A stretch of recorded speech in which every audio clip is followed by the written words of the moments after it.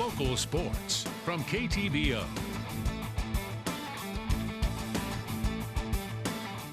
Good evening, everybody. A huge game for the Truman men tonight against rival Quincy. A lot on the line for both teams.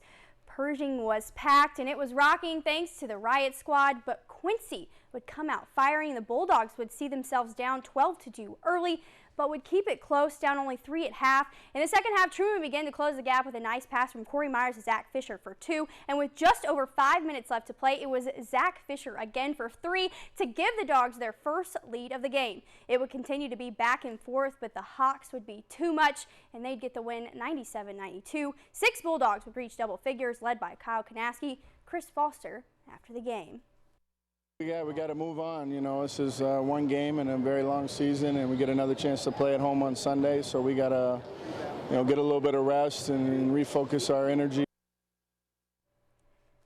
As for the women, this one would be back and forth as well, but McKenzie jerks for 3 to extend the Bulldogs' lead. Quincy not giving up, though. They would keep this one close in the second half, but a monster game for Cassidy Clark. She'd have 26 points and lead the Bulldogs to a 68-63 win over the Hawks. Head coach Amy Egan after the win. You know, I told him after the game, at this time of the year, it's about just finding ways, and I thought we really did that in the second half. Both the Truman men and women have secured the number 6 spot in the GLVC tournament, which means they will both host the first round on Sunday. The women up against Maryville at 1, and the men facing either Missouri S&T or St. Joseph's at 3 p.m. inside Pershing Arena. In high school basketball, the Kirksville boys lost to Fulton by 32 points 10 days ago. Tonight was payback time. Kirksville in white. TJ Schilling picks up the loose ball, and Joe Sellers would finish strong. Fulton's Galbraith had the touch on the long 3. Kirksville ran away with it. Schilling would score in transition. Later on, John Bohan would show us his range. Schilling and Bohan would take Fulton to school on the 2-man game. Kirksville wins the conference championship with a 55-43 victory. The Kirksville girls looked impressive against Fulton. Alex Arabis gets 2 inside. The visitors, Maddie Arnold, would score on the backdoor cut. The Tigers' JoJo Nickdean made it look easy. Catch and score. Nice hustle inside by the Tigers. It takes 3 chances, but it finally goes in. Kirksville gets the victory, 55-30. The Mount Pleasant boys were looking to march on Fort Madison. Mount Pleasant in white. Jordan Magnani with a great steal, and the Panthers trailed by 6 at the half. Second half action.